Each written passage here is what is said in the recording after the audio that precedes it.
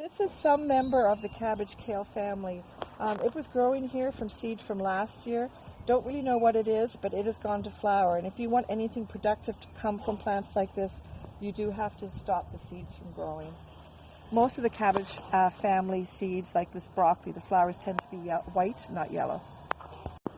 This is at St. Mary's Garden, and this is actually, we consider it a weed, but it's a very tasty weed. It looks very much like clover, but it's not. It has tiny little yellow flowers, and if you eat them, you can eat them just like that. Wait a second after you take a bite, and it has the most beautiful citrusy flavor you would ever want to see. Now around here, you'll see there's lots of white clover. Just an aside, if you have a lawn troubled by lawn grubs, white clover is not liked by them, and if you replant your lawn with white clover, then you will sort of keep those lawn grubs from chewing up your lawn. This is the comfrey. It's growing really fast. Comfrey can be cut. It'll come up to flower again and grow again. And you can cut the branches off and lay them on your soil cover to help keep the soil moist.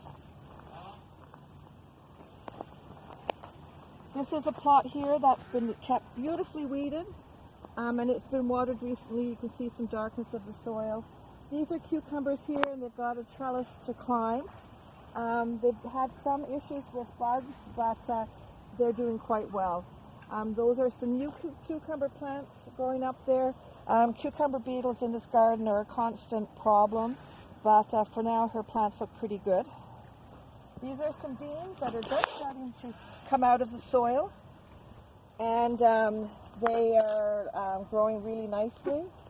Peas growing nicely there, and the marigolds help deter the bad bugs from your garden. That's why they're planted there. And these are nasturtiums, and they're beautiful flowers. The leaves are edible, the flowers are edible, and they will also keep the bad bugs out of the garden. So these are some peas. These are some peas going into flower. As you notice, it's a different color flower than the other ones. I believe this variety will make a purple colored pod. This plant here does look like a bean, but it actually isn't. This is a weed that is perennial, I think, and it causes all kinds of mischief in a lot of people's gardens. You pull it up like that, it grows miles and miles of root. I would just lay it on the top of the surface and let it die.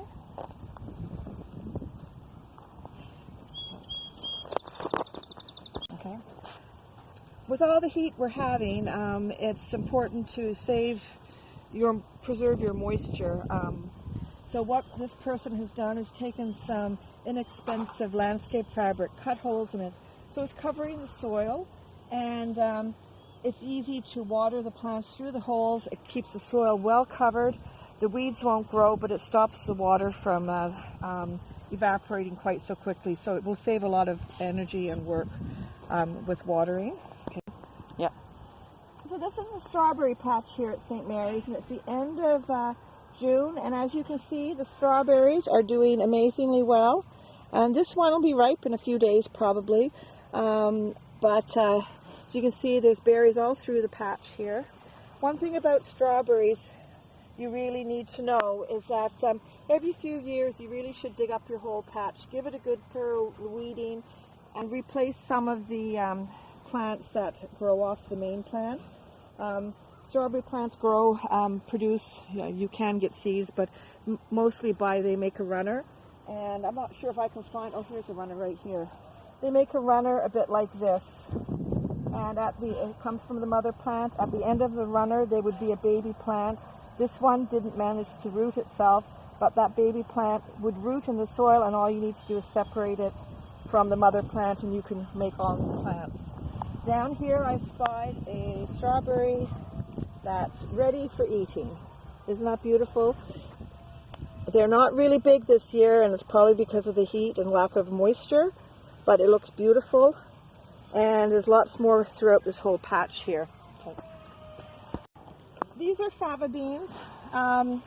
Most North Americans or Canadians do not grow them. I do know French Canadians enjoy fava beans. My parents are from England, and I'm well aware what fava beans are. It is a kind of bean. It likes cold weather, and it grows little beans, pods. They go upright. These are very, very young. They'll get 6-7 inches long with a tiny bean inside. You eat the bean usually fresh. I do cook them, or you can eat them. Here's a really good one here. Or you can eat them. You can dry the seed and then eat them in the winter. I do find these tend to get covered with aphids, but the minute they get covered with aphids, the